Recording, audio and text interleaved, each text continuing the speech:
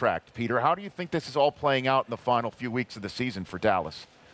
See, I think there's a bunch of interesting things at play here, Rich. One of them is, Jerry Jones obviously knows that he's got two huge offensive weapons who are both going to be in the market for a new contract, and that's Des Bryant, obviously, and DeMarco Murray. And I think, if it were up to Jerry in a cap-free society, he'd pay them both $1 jillion. But I think the one thing that picking Zach Martin over Johnny Manziel in the draft last May proved to me that Jerry probably is going to be a little less knee-jerk. And I'm not saying he's going to enter the offseason being willing to let DeMarco Murray walk. But I wouldn't be a bit surprised if DeMarco Murray, if those contract talks go very poorly, and he may either look elsewhere or force the Cowboys to hit him with a franchise tag. Because really, Rich, the one other thing that is out there that is totally unspoken, what happens if the Minnesota Vikings let Adrian Peterson go? And what happens if Adrian Peterson, in my opinion anyway, if Adrian Peterson had his choice of any team to go to if the Vikings let him go? My feeling is that the Cowboys would be right up there. Could you believe it? What if that happens, Rick Tellender? Well, that happens? All this stuff is kind of settling out the...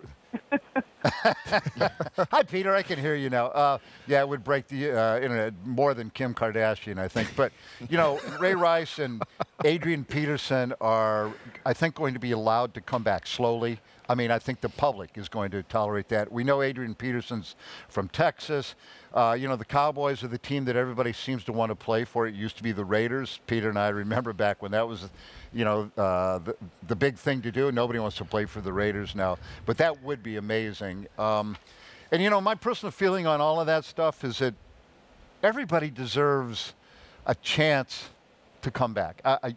Do your penance. It's like crime and punishment, unless it's so severe that you should never perform your, whatever your profession is again.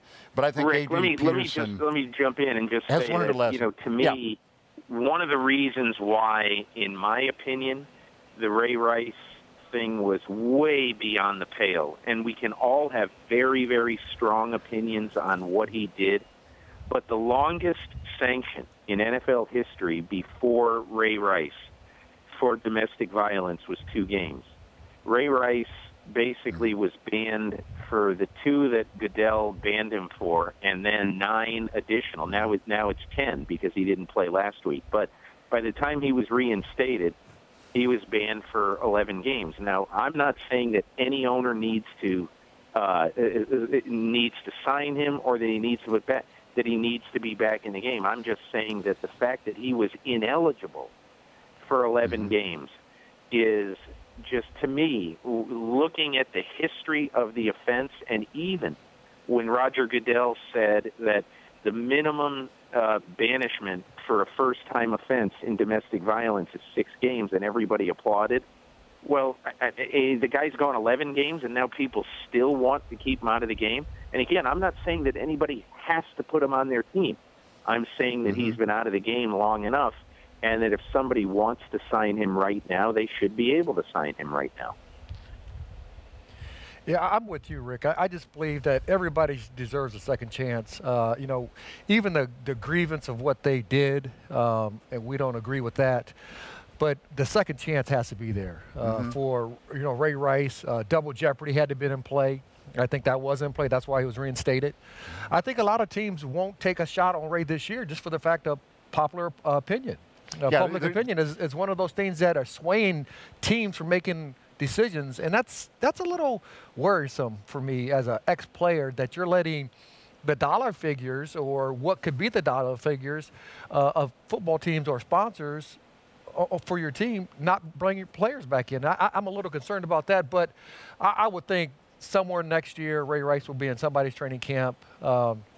If for some reason the Minnesota Vikings let go of Adrian, that would be the stupidest thing in the Vikings' history. Well, the second stupidest thing because of trade. Yeah, the for Herman Cowboys. Walker. That was just stupidest thing. That would be the second stupidest thing that they've ever done in their franchise history. Peter, you think that's possible? That happens, Peter King? I You think that's it's possible, but I think it's possible, Rich, but I don't think it's likely. I'm just simply raising the possibility that if for some reason those two sides get divorced, I'm saying if he were on the street, I think Dallas, without a signed DeMarco Murray, would at least talk to him. And, we'll see what happens. But I agree with Rod. I absolutely don't think that the Vikings should cut Adrian Peterson or part ways with him. When did you first meet Peter King, Rick? When did you guys first meet? Oh, man, I want to say Peter was just a young lad. He didn't have that cool little strip in his hair, and I had all my hair. Early 90s, maybe, late 80s? Dr. Z was the guy at I'd say Sports it was Illustrated. probably early 90s. We covered a bunch of Super Bowls together and had a really good time. I love, Oh, my God. I love We had- Rick's humanity and his knowledge of the game and being a human being about it. That's what I always thought was great about him. Yeah. There you have it. Peter, You're for clumped. we go got it all back, man. We go- choked up, Peter. Thanks for calling in. I appreciate it. All right, guys, have a great day. The Rich Eisen Show, weekdays at noon Eastern. On Audience.